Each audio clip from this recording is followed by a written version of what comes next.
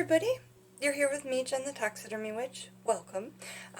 If you're new to the channel, thanks for coming back. If you enjoy the content here, make sure to like the video and subscribe. We go on almost every day with loads of videos. Patreon and Etsy are down in the description. This video today, we are going to read bits and pieces out of a chapter in Magical Household by Scott Cunningham.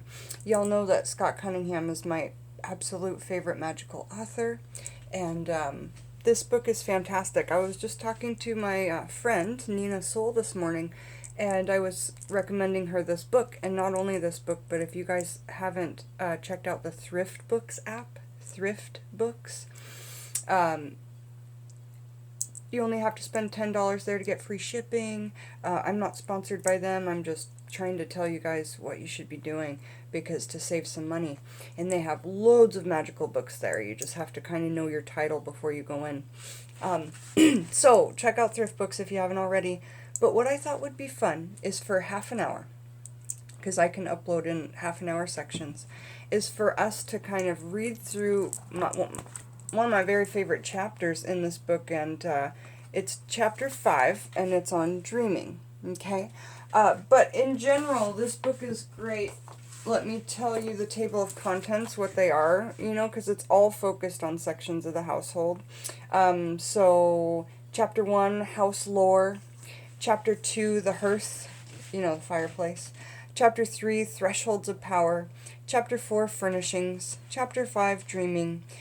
That's the one we'll be reading out of. Chapter 6, the stove and spoon. Chapter 7, bathing and brushing. Chapter 8, the indoor garden. Chapter 9, furs, fins, and feathers. Chapter 10, the mystic garden. 11, the garage, or garage. 12, protection. 13, by broom and rag. Oh, I think that might be where I need to be. Chapter 14, household purifications. 15, moving. I actually should be reading that one right now because I'm moving. 16, the magical year. 17, house spells. 18, household omens and portents. And 19, the household author. Then there's the household altar. Then there's a glossary, bibliography, and index. Why am I reading this book? Why did I have it out this morning? The reason I had it out this morning was because I can't remember where I read something that I've been practicing.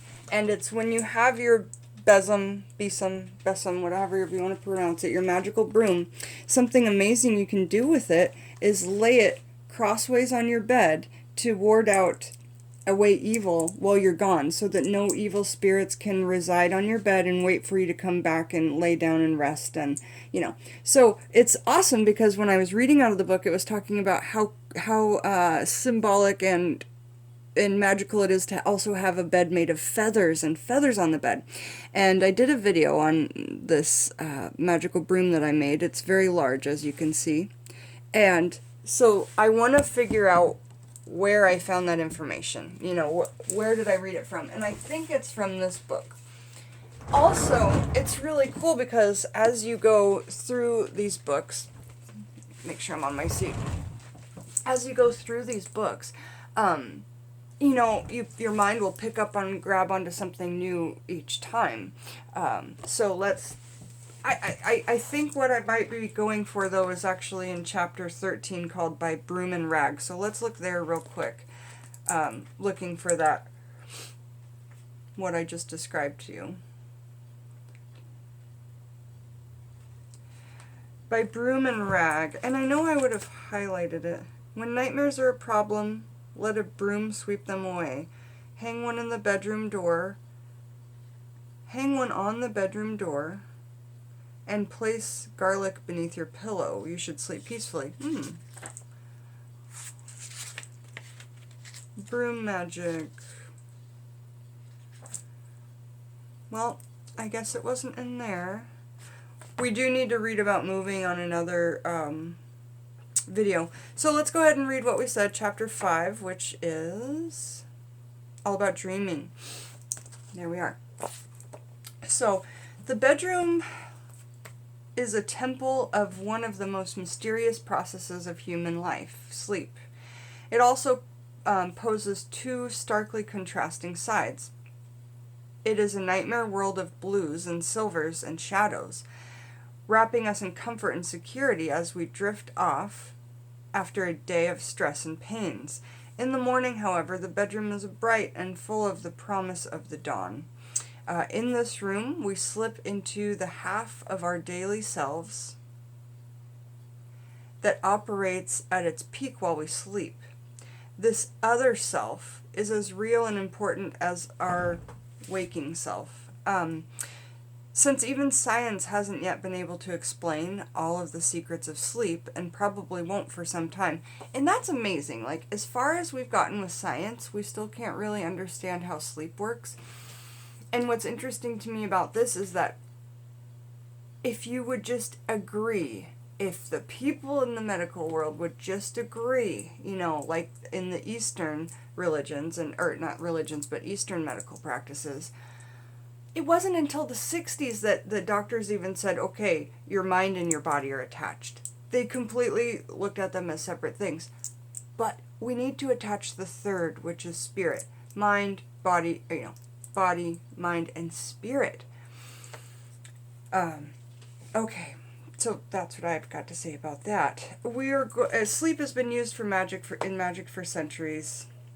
Sleeping on a bull's hide at a crossroads revealed the future. High priestess and priests in ancient times interpret dreams for messages of the future or advice from deities. And Victorian girls cast spells to ensure dreams of their future husbands.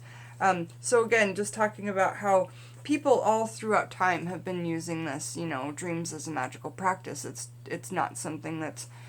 And when we talk about folklore, you know, there's a lot of dream lore as well in folklore, even just American folklore. So feather beds in general were thought to be effective protection against lightning. So many people lay on their beds during thunderstorms. And did you know this? A mattress made of partridge feathers was thought to prevent dis-ease in the sleeper, whereas one that was made of pigeon feathers caused sleeplessness until one's shoes were turned soles upward. Have you ever seen people that take their shoes off right beside the bed and put them soles upwards? I've seen it before, and it's just clicking right now what that all is and what that means.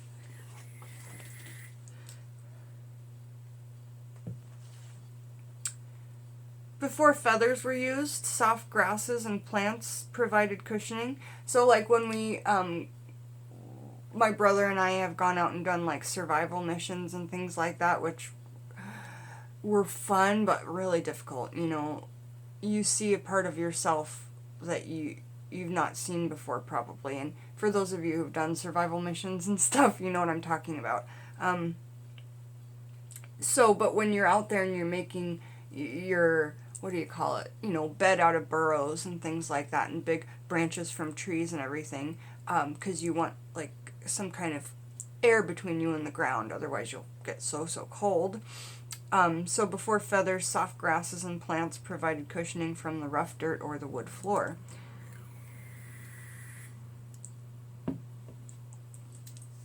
This practice has survived in the form of herbal pillows, created for the purpose ranging from prompting restful sleep to curing headaches. You guys remember I showed you I have 40 pounds of juniper shavings? I'm going to make a juniper pillow. I don't even know I haven't even looked up the magical intentions, which we should totally do together in a different video. I've done a video on juniper, but, you know, juniper wood has different magical properties than the juniper berry or the juniper flower or the juniper leaf, you know.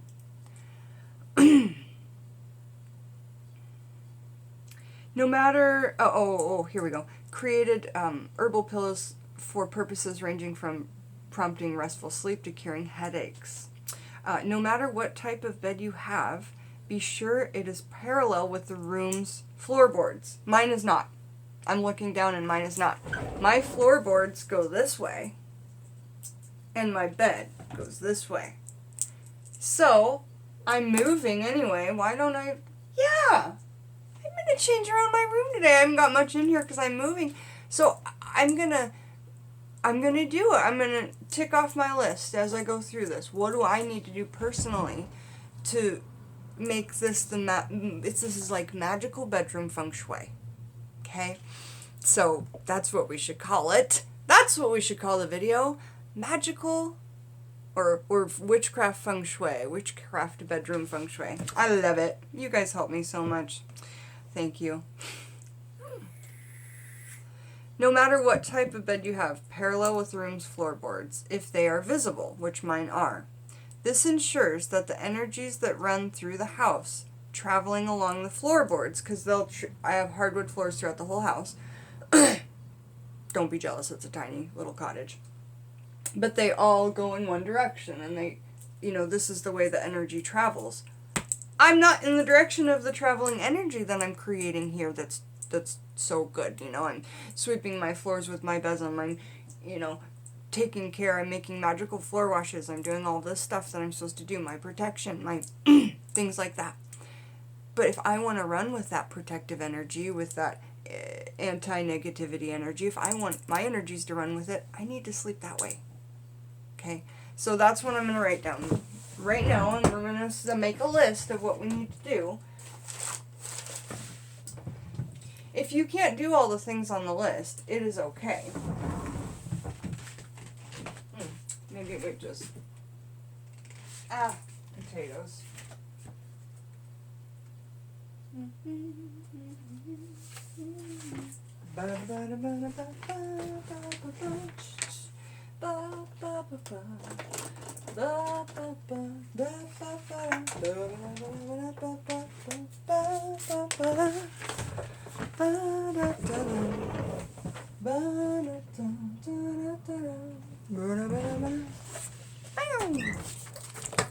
I enjoyed singing to you guys on Skype this morning. For those of you who connect with me on Skype, I just woke up in the morning and I sang the Golden Girls theme song, which I can't sing live to you guys or on my videos because that would break copyright. So I just recorded my voice on Skype and sent it to some people. That's the kind of girl that I am. Okay, anything to get my friends to smile, bring joy to people's hearts. That is why I'm here, is to bring joy to people's hearts. So, we say the bed parallel to floorboards. And I'm sure after I explain that makes sense, like, why we would want to change that. Okay, so there's my list. Started. Okay, next. Where are we? The Chinese add that a beam or visible rafter in the ceiling over a bed will prevent sleep. I wouldn't consider what I've got beams. They're just like, more like a thin piece of wood. I don't think it's a beam. But mine are parallel with the beams. See that up there? I've got two of them, and that one is the one that's over my bed. That one. And this one is over where I'm sitting right now. So, what does it say about them, though? The Chinese add that a beam or a visible rafter, which I guess that's kind of... Well, that's not a rafter. In the ceiling over a bed will prevent sleep and may even cause sickness if the house's qi is so blocked directly above a helpless person. If you happen to have a beam over your bed, you can move your bed and rest easily. Well, no matter where I moved my bed in this room, there would be one of those beam type things over it. So listen to this. If this isn't possible or desirable, nothing is mandatory in magic. Install a small mirror on the beam or the ceiling overhead to allow the energy to mystically escape through the mirror. You might get some strange looks, so consider the alternative. Hang 2 hollow flutes or pieces of bamboo, each open at both ends, to the beam itself. This helps siphon away the excess power. So, I don't know if I have a little mirror up there, but I can get one at the dollar store, just like a compact mirror. So a compact mirror on beam over bed. And then I also have bamboo, so I'll do or bamboo, refer to book. Because we grow bamboo right over there, and that would look cool. Be in my little, like, herbal studio, you know. I'm out of water. It's a bummer. As you may know, there are certain traditional sleeping positions. The head pointing north increases stability, calmness, prosperity, and quick recuperation from illness. So, the head pointing north. Oh, that's one thing I am doing. My head on my bed is pointing north. But if I move my bed around, which I was gonna, it will be pointing a different direction. So what's more important, the floorboards or the direction of the head? I'm not ill. So I will pick the floorboard idea. Do you see what I'm saying? One might contradict the other in this book because of the way your house is built. But if you're building a house, read this book. If you are building a house and you practice magic, read this book first because, you know, if you know you want your bed to face out that window, but you put the floorboards this way, well, so, where are we at? Yeah, north is a source of magical power. Well, that's good to know. Good to know. The east has long been associated with religion and spirituality. It is also the point of intelligence, of sharp mental powers, and freedom of the mind. When I move my bed, it will be facing east. Yes, that's perfect.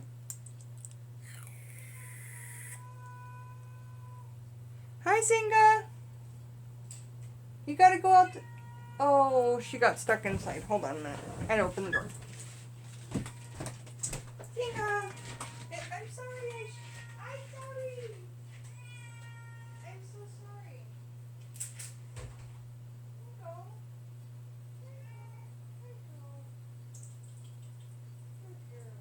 Be careful out there. Don't let anybody catnap you.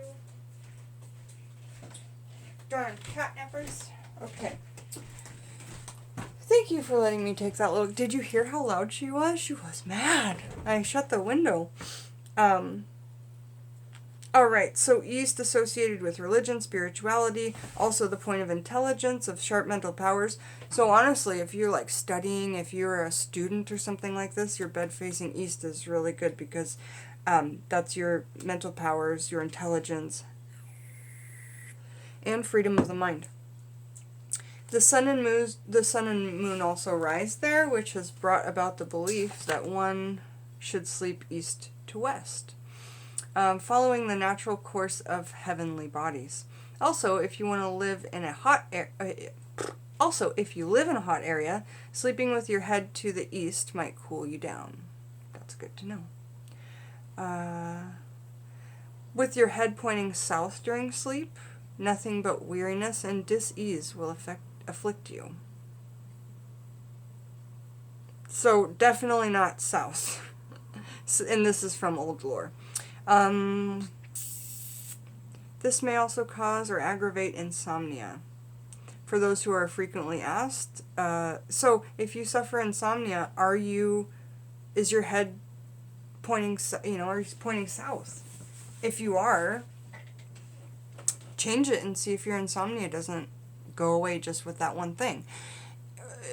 Also, in this book in the back, let's see if it says insomnia. I bet it does, and then there's going to be a few things in here for it, I'm guessing.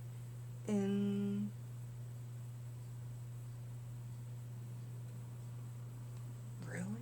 How do you spell insomnia? Well, I was wrong, but... Okay, so on we go. Talking about dreaming in the bedroom, etc. Sleeping with your head pointing west ensures love and spirituality. So if you are trying to attract love to you, get your head to the west. It also promotes psychic abilities. It's ideal for those wishing to practice dream magic. Yeah, so if you were trying to do lucid dreaming, if you were trying to astral travel, if you are trying to walk in other people's dreams, if you're trying to dream walk, dangerous, be careful. The 2 times I've done it, I was so scared that, you know, I barely got what I needed to get done. It felt like time traveling and being in, it's trippy. So be careful, and you better fall asleep with as much protection on as you can wear. I'm not just talking about your rings, I'm talking about marks on your body of protection. Cover your head. Fall asleep with your headrest on. These are just my interjections. These aren't from Scotty. We're talking through the book, and I think this is really fun, just kind of reading and talking and interjecting. And so let me know if you guys like it in the comments and such.